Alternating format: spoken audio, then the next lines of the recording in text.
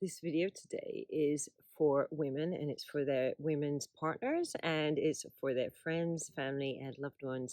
And this video is about anorgasmia and difficulty having orgasms in women. So, this is a topic that's like really, really close to my heart. And it's actually what got me into like all this stuff that I'm into: Taoist healing, acupuncture, Qigong, Tai Chi.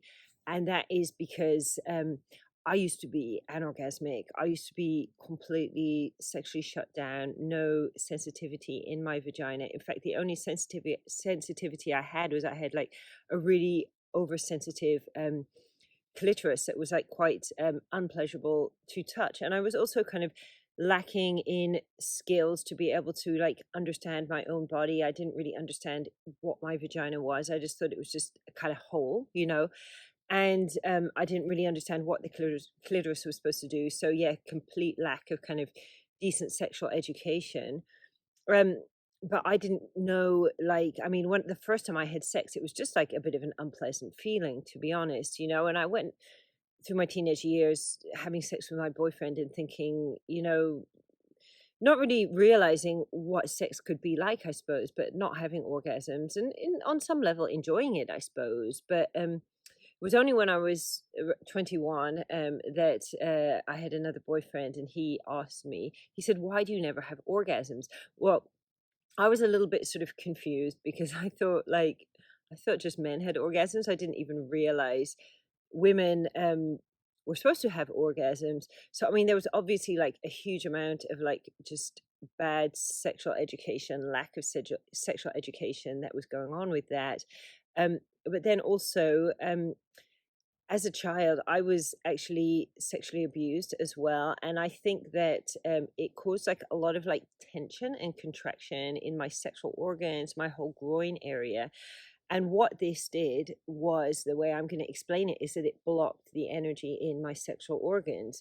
Now, doctors can't really explain anorgasmia.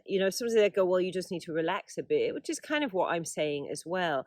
But I went to my doctor and I asked my doctor about this, and I was kind of told, well, you're anorgasmic. There's nothing you can do about it. This is just the way that things are going to be for you in life. And it was just kind of belittled as if I was, complaining about a sort of beauty spot on my cheek that I didn't want to have there. Um, but inside myself, I knew that there was something like really wrong with me, and I didn't understand what it was. I didn't know anything about Taoism. I didn't know, about qigong. I didn't even really understand about energy, or even really understand what an orgasm was. But I just knew that there was something wrong with me, and I knew that I had to find the solution. And if I didn't find the solution, I was literally going to die, never having experienced what it was like to actually be a woman. So I was looking for answers, but I couldn't find anything. And then one day I went into a bookshop and I found a book by Mantak Chia. The book was called Cultivating Female Sexual Energy. It was an old book going back to the 80s. And I just saw it and I was like, I need this book. I want this book. I bought the book and I took it home and I read it. And it didn't address specifically anorgasmia, but it was talking about ancient Taoist exercises where women can start to activate their sexual energy. So I read the book and I was like, well, I am not going to be able to do this stuff on my own. So then I started finding some workshops. So I did a few workshops just covering the general exercises of Taoism. So these exercises basically teach us, first of all, to have a relationship with our organs, to understand about our how our emotions are living inside of our organs, and to learn to grow positive emotions, and also to use sounds to get negative emotions and traumas out of our organs. Yeah. So, for example, according to Taoism and Chinese medicine, if you have like anger, we say that anger is living in the liver here. We don't say, I am angry, but we say the liver is vibrating with anger. So, if, for example, you're angry, you would use the sound shh, and this actually like creates this vibration in your liver. You could try this actually. The liver's on the right side, just under the rib cage. And if you put your hands over it and focus into your liver and make this sound,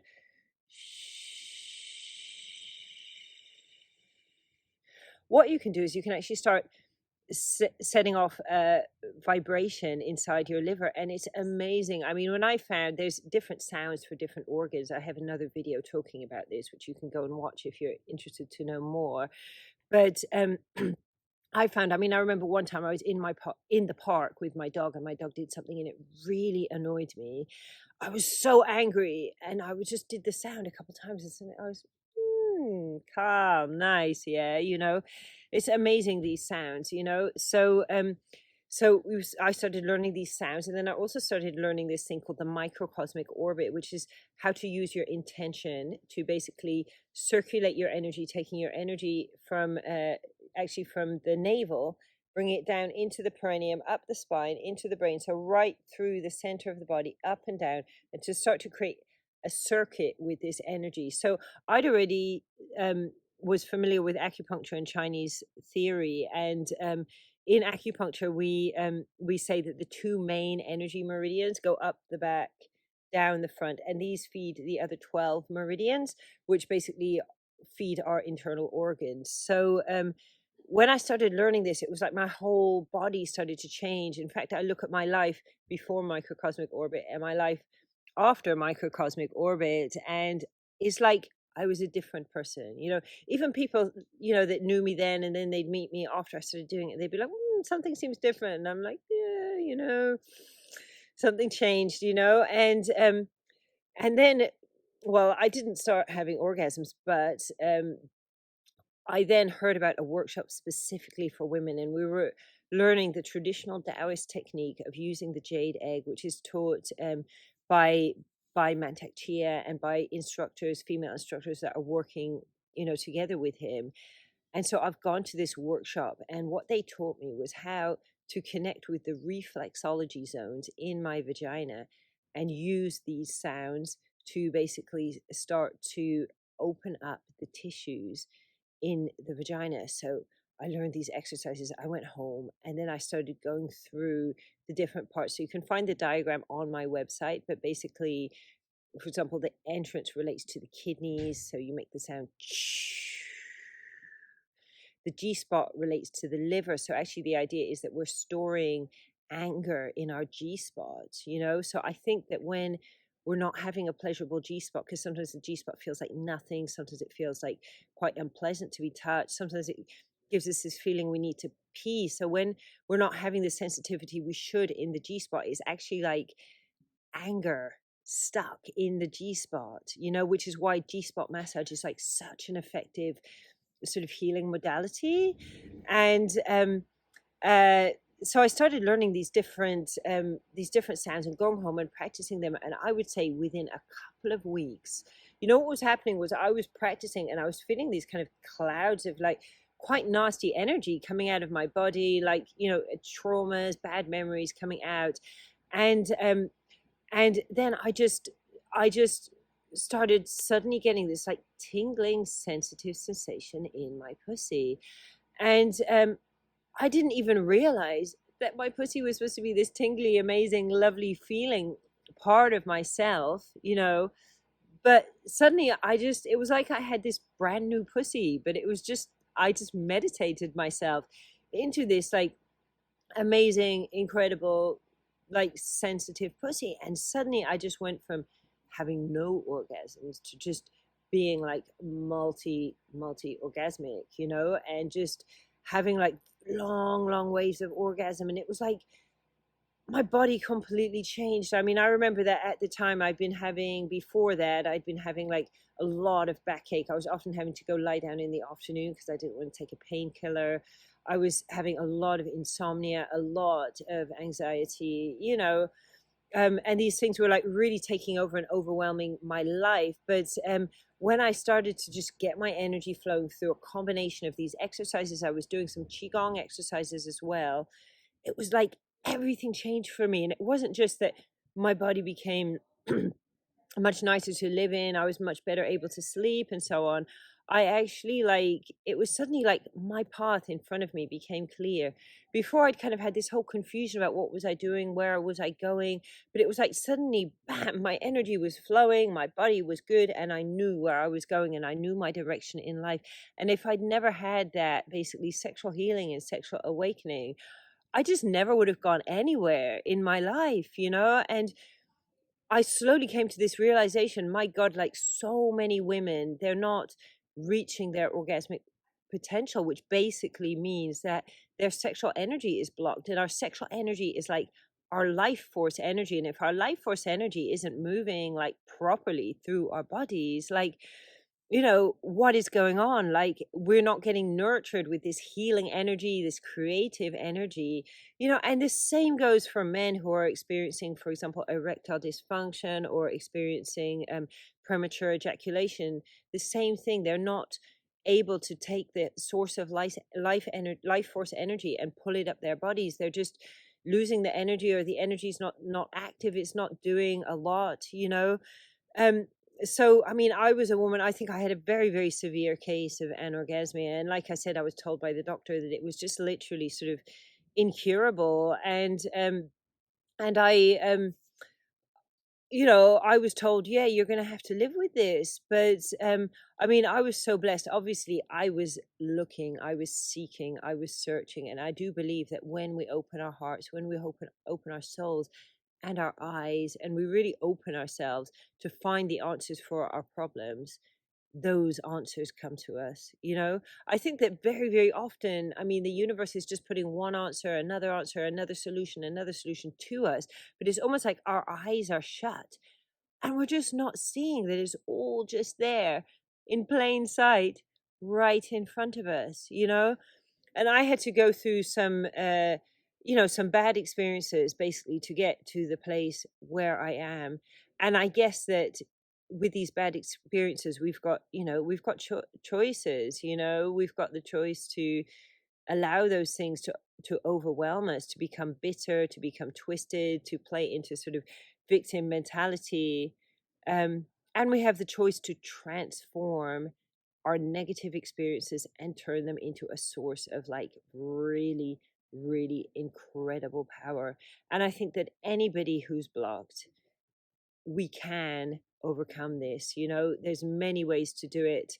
I mean, I work with men using tantric and Taoist body work, and I have like incredible results using these ancient techniques together with some more modern techniques as well, to just unblock people's sexual energy, allow them to move forward from having, especially from having premature ejaculation, but just in general giving them really mastery over their sexual energy so they're not controlled by it, and yet they're able to have like a much, much better experience. And the same with women. And I believe that as women, we've been in such a kind of like disempowered situation of having our power, our sexual power, our orgasmic power has been taken away from us for like at least a millennia, I would say, ever since the church came along and more or less, invaded and took over Europe.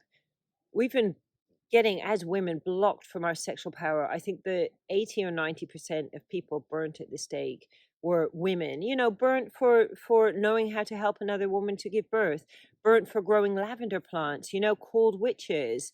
And there's been a huge war against women and also against the sexual energy of the woman that's been waged by church and by the religion. And as women today, we are living, with literally the ancestral trauma of this, that my mother was traumatized, my grandmother was traumatized, my great grandmother, and so on, back and back, were traumatized. And these traumas, they've held on in their bodies and they've passed on to me. For example, as a child, my mother was so afraid of, perhaps me being raped or having like a bad sexual experience with a man, that she actually would tell me, don't smile. I mean, she would actually tell me off for smiling. It's crazy. And when I think about this, I was accused of flirting if I was smiling. And I remember I was constantly being accused of flirting. And I was like, what am I doing? What am I doing wrong? And I realized I was smiling and I was looking for a connection in people, and I was being told off for this. And You know, my mother didn't know any better. I don't blame her. She was seeking to protect me. But we don't need, as women, to live in this fear anymore. And there's a huge shift going on in society. I mean, even when I was a teenager, there was a whole idea that you wore a short skirt, so you kind of asked to be raped. Whereas now the tables are completely turning on that. And I think every month, every year, as women, we become safer. We become more able to just be women, you know, and just to like be in our sexual energy, be pretty, be what we are, and be respected in this. And it's also a huge part of the healing of men that's happening, where men who've also been disconnected from their inner feminine are now being able to reconnect with their inner feminine, and also find healing for example, the places where they've continuously been told they cannot cry, they need to man up, they need to be tough, they need to be inauthentic, just like we've been pressured as women to be inauthentic. So this is really like a collective amazing healing that we're now going through as men and women, and it's so exciting to be part of it. And we have we have also these amazing ancient practices that we can use, as well as knowledge from modern science. So this is my message for today, and I'm going to do more videos about this. So thank you so much for watching, and look forward to seeing you again.